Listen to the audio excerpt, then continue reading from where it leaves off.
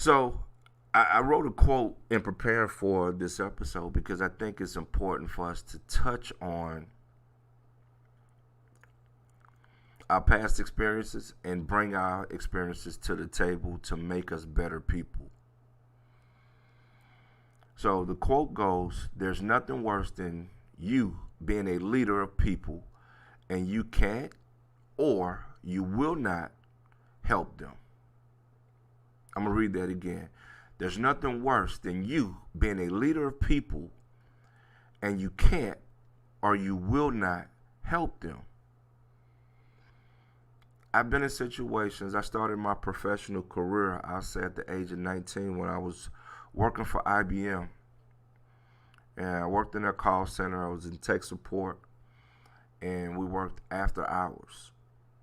And one of the biggest things that I've always kept with me was the person who was my direct supervisor. She knew the role as well. So if we needed help, she would jump in. You know, in the call center, if anybody's ever worked in a call center environment, the calls come back to back, rapid fire. Sometimes you don't even get a break.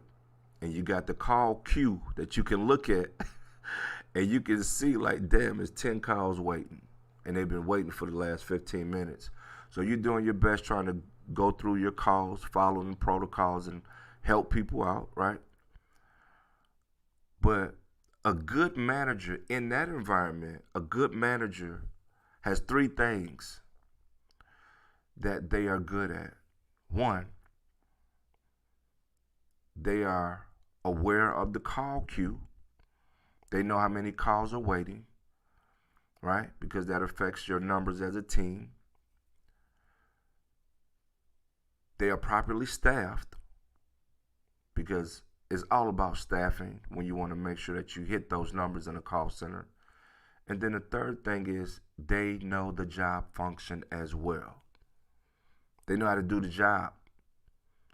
So if they see, okay, we are properly staffed, but we may have one or two people on break, you know, that's no big deal. I will put on a headset and I will take these calls. That is direct leadership in that environment.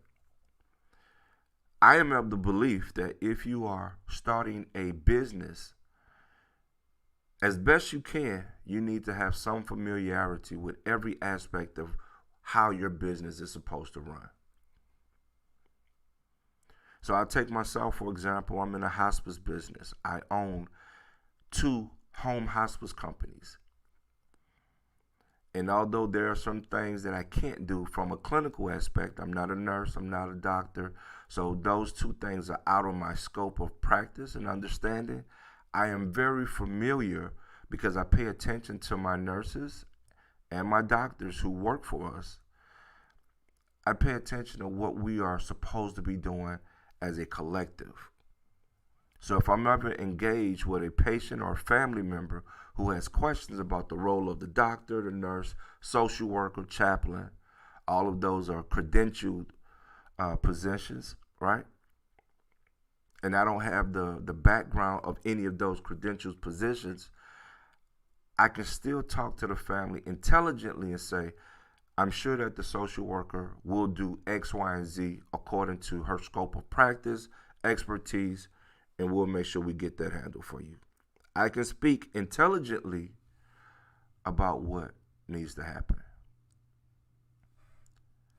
And that's all sometimes sometimes that's all you can do is speak intelligently about what it is. But when there are opportunities for you to be hands-on in the environment, in the trenches with your staff,